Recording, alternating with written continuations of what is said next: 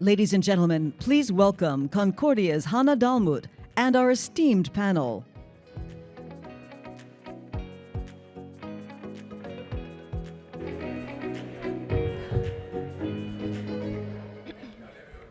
Great. Well, that was an exciting act to follow, but we know that the sustainability, which I can't pronounce, but President Duque so eloquently said, that approach wouldn't happen without STEM education. And that brings us into this great conversation with Horizon Therapeutics around the STEM education initiative that they're doing and a really innovative scholarship that they're leading on to enhance diversity, inclusivity, and accessibility for this important field of study. We know diversity matters when we're designing solutions, and this is just a fantastic initiative to help expand to that. So welcome to our wonderful panel. We have Holly Copeland, Senior Director of Corporate Social Responsibility, Sustainability, and Impact at Horizon Therapeutics, one of Concordia's wonderful sponsors. Excuse me. We have Rónán Smith, who is the Trinity Access Program Administrator for Trinity College, all the way from across the pond. We have Alexander Nash, one of our key students, and who can give us a lived experience for this. He's a medical student at Trinity College. So welcome to our panel, and let's kick it off. Holly, talk to us a little bit about the Horizon Therapeutics Scholars Program. Excuse me. I'm just going to pause. Yes, so our Horizon Scholars Program is actually a global program that involves 40 scholars studying at 9 different academic institutions across the world, Trinity College being one. And the intention of the program is to really think holistically about those barriers that impede a student's ability to achieve a degree in a STEM field. And so instead of limiting our support to just financial support, which is of course very important, we actually have flexibility in that financial support to address the debt burden that exists for students after full financial aid is applied. And then we holistically wrap around those students an employee mentor who is intended to kind of join them in their journey throughout their academic study, and then provide quarterly programming and access to jobs and internships. So the intention is to really think about how do we diversify our pipeline of future STEM leaders in mindful ways that, again, remove barriers. Thanks so much. It sounds like you're mindfully thinking about the students as a human, as a whole person. So Rónán, tell us a little bit about that student body and who's taking advantage of these scholarships, how you see that playing out in your own work. Yeah, so I mean, I think taking the holistic view, as you said, is really important, because in Ireland, you know, we have free education at third level. So lots of people would think, you know, well, that means it's just free for everyone and everyone goes.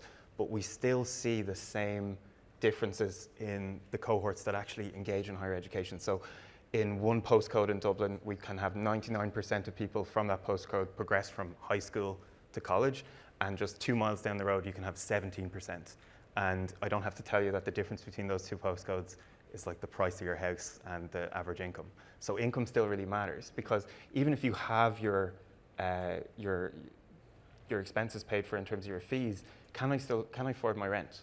Can I afford my lunch? Can I afford my clinical equipment if I'm in a clinical degree like medicine or dentistry? So, you know, there are still these huge barriers. They don't stop at the point of entry. And what we find is a lot of our students are having to work a huge amount of extra hours to bridge that financial gap. And so they become time poor. And when you're time poor, that affects your grades, your progression. But maybe more importantly, it affects your ability to engage in extracurricular activities. And certainly in the States, you guys use the term co-curricular more often than we do, which is because you recognize the importance of those activities and the skills that they develop in students. And so to not be able to engage in those can really disadvantage them when they're leaving college, in terms of, you know, standing out in their CV and their interview. And so the financial support can make a huge difference. It's the difference between a student passing or failing.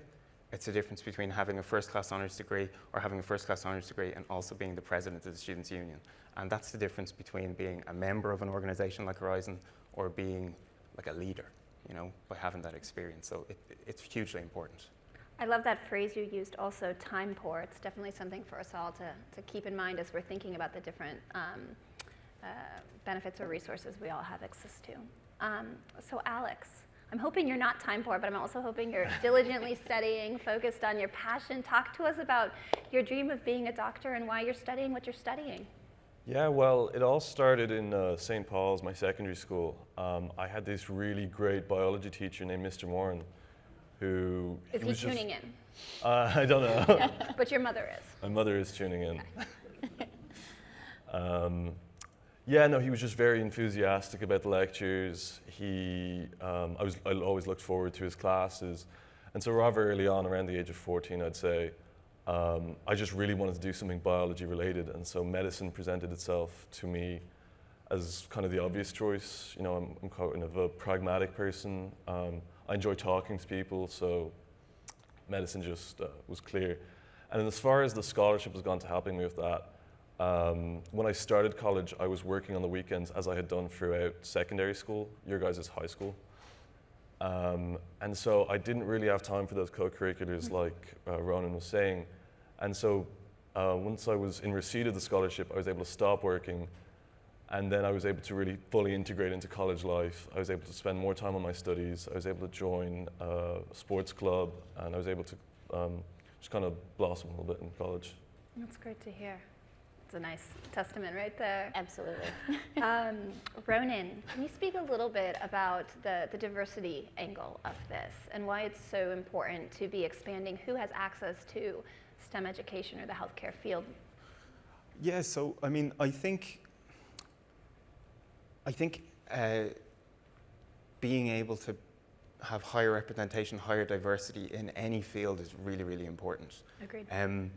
I'm often think of a colleague of mine, you know, a former alumni called Gary. He's now the equivalent, the Irish equivalent of a congressman, and he talks about, and so you can really draw a line from diversity in higher education to diversity in government, and that's obviously really important for being able to be more inclusive in terms of our policy and our legislation.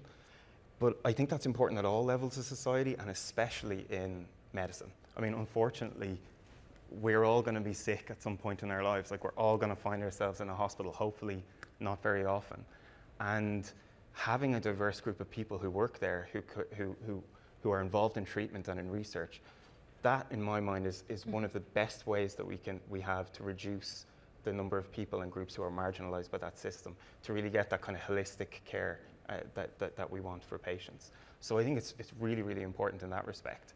And the help that we get from our partnerships in doing so is huge, because if I can go back to Gary there, he would talk about not just the financial aid that he received, but the exposure to our partners and our funders and our supporters, and the different types of people that he would never meet. I mean, if you come from a underrepresented background, you don't usually know a lot of doctors or lawyers or fund managers or lobbyists, and so that roadmap isn't there for you to follow. And so he was able to have that roadmap laid out for him by mentors, which we have with Horizon.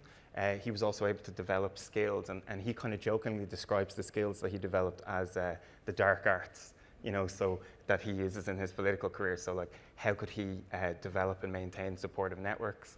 How could he spot opportunities and take advantage of them? And, you know, how could he sell himself? So, you know, it's not just about the money. There's also that skills development piece to ensure that we have these kind of diverse workforces, because the degree often isn't enough. You need to have these extra pieces. Fully.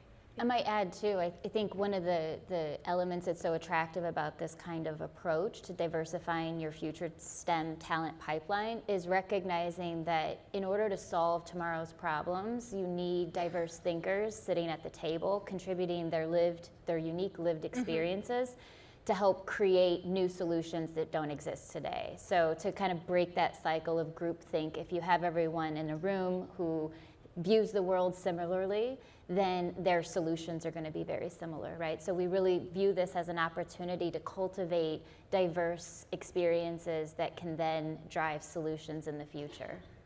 Very true. And earlier today we were speaking about diversity in clinical trials as well, and how important that all is. And so I just think it's this full ecosystem approach of opening doors and having representation, because it does make a difference in terms of care, thought, diversity, all of and so great. Alex, I'd like to pause for a second. It's clear that your love of medicine was instilled early through mentorship, the dark arts, if we will. And it sounds like this has always been a path that was something you wanted to follow, but absent this scholarship or this type of accessibility to go at it kind of full self, what else would you be doing? What was kind of the options that were in front of you that you knew and that you had seen if you didn't have that option? Well, really, I guess I'm weird in a way that medicine was the only thing I could think of. And on your college applications in Ireland, you have 10 choices. And my first 5 choices were medicine, and my bottom 5 were blank. So it was really all I could think of. And then when I finally did get into college, thanks to the support of my parents and teachers and all that, I found quite quickly that I was burnt out within the first couple of weeks, because I was in college Monday to Friday, and then Saturdays and Sundays I was working, and then I was getting home from work and I was studying. I was doing that week in, week out, and I just couldn't keep up with it. And so early on I was having meetings with the senior tutors to see if I could possibly swap to a course with a lighter workload. And that would have been devastating, because this is all I could think That's not of. typically what you think of when someone is studying to be a doctor, the lighter workload. You don't want the doctor that just took half the classes. I mean, like a whole other course, Okay. And so when I was finally able to receive this scholarship, like I said, I quit work and my grades went up. I had an exam in October before I received the scholarship where I passed by, I got 10 out of 20, which was the exact required mark. And then later on in the year, once I was able to focus more on my studies, we had another exam and I got something like 16 out of 20. So it was just in my grades, just shot up, and I'm very thankful for that. Well, I love those KPIs.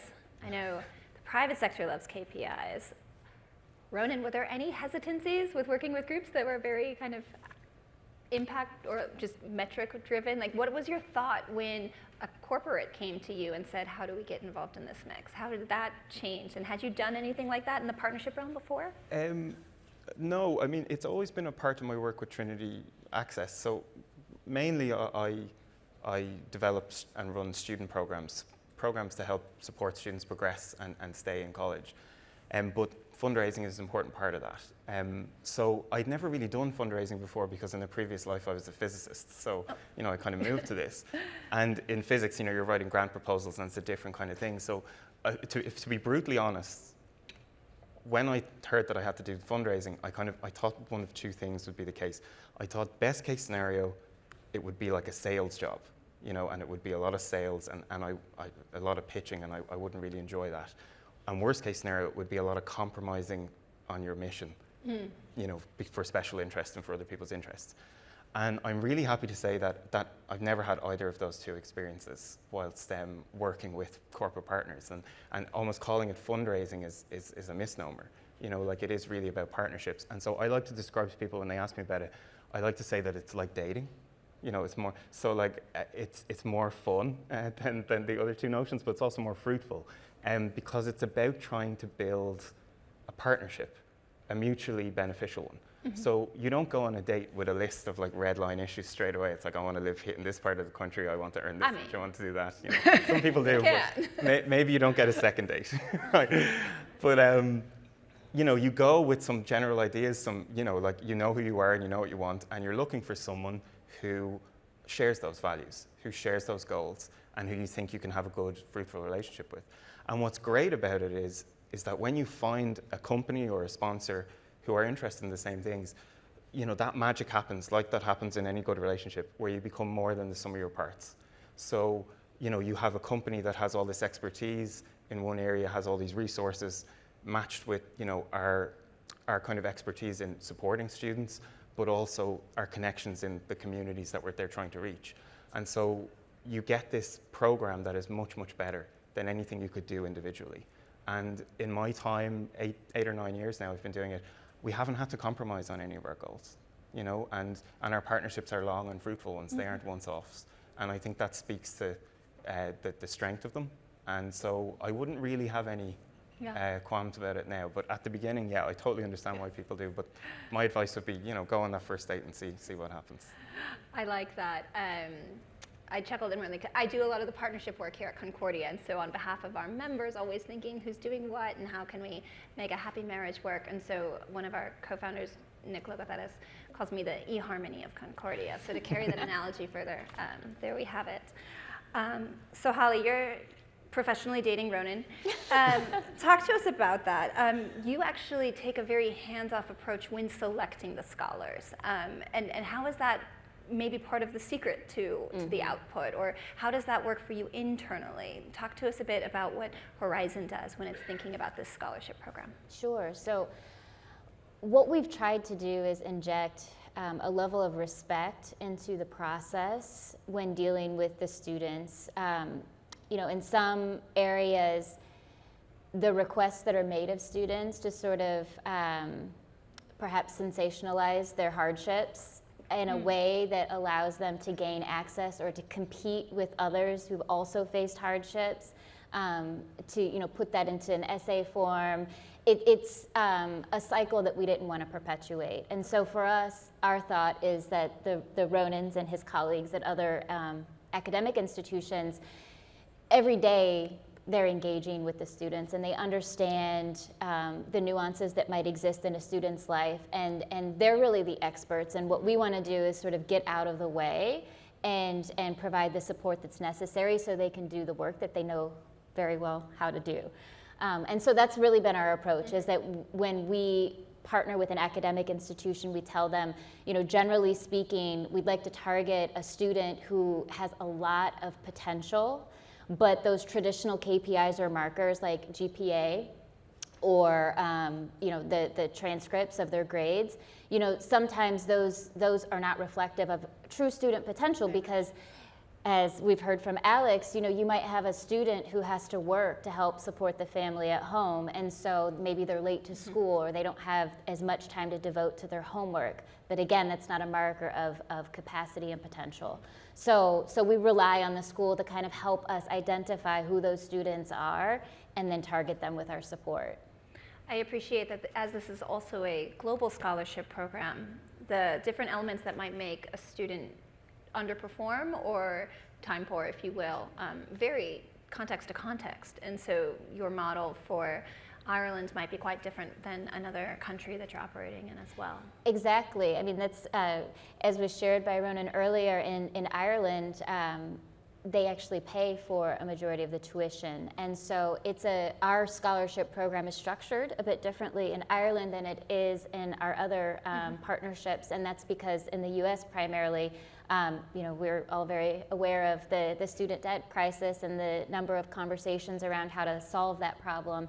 And so what our approach does is, with each academic institution, we have a good understanding of, again, what that debt gap is. So after full financial is applied, how much is remaining for those low-income students to have to finance either through student loans or through a job. And we focus our support on that gap, which honestly allows the impact of the program to be leveraged further, because one academic institution, that debt gap might be $25,000 a year, whereas another academic institution, it might be $2,500 a year. So we really try to think strategically about maximizing our impact, our ability to really help students in a focused way that leads to the best outcomes. Great. And not to put you on the spot, but I don't know if I recall you saying how many students you're reaching this year? Yeah, 40 scholars. That's amazing. Yeah. That's 40 really smart Alexes. 40. So Alex, let's kind of close with some bits about your future. What are your hopes? What are you looking to do? How are you being positioned for it? Let's offer up some optimism to the challenges out there. Well, I'm still fairly early on in my medical degree. In Ireland, you don't specialise until after you've completed it. Okay. So as far as that goes, I'm not too sure what I'd like to do. Pediatrics, I like kids, I get along with them, so that could be one option. But earlier this year, actually, Horizon held a welcome day for all of the students, and they brought us around their offices, and we got to speak to some of their staff, and getting to talk to some of the staff and understanding the role a doctor might play within a pharmaceutical company was actually very interesting. I like the practical side of medicine, speaking with patients, and I like the theoretical side. So being able to partner with Horizon in the future would be very exciting, especially with their mission being finding treatments for rare diseases, which is Right. a cause that's become quite personal to me in the past year. So yeah, no, I'm optimistic, yeah. Well, great. And I know that there are a number of also Horizon and MIT Solve finalists for the Rare Disease Prize on site as well. So more people to talk to, more ideas to consider as you're scoping out your future. And just as some unsolicited advice from me, what you pick now doesn't have to be what you have to do forever, but certainly medicine. So, awesome. Well, thank you so much to our panelists and to this really great initiative that is supporting accessibility in the education space when it comes to STEM education, STEAM education. And so really just thank you for all of the work each of you are doing. And I hope we can continue the conversation outside. Thank you. Great. Thank you.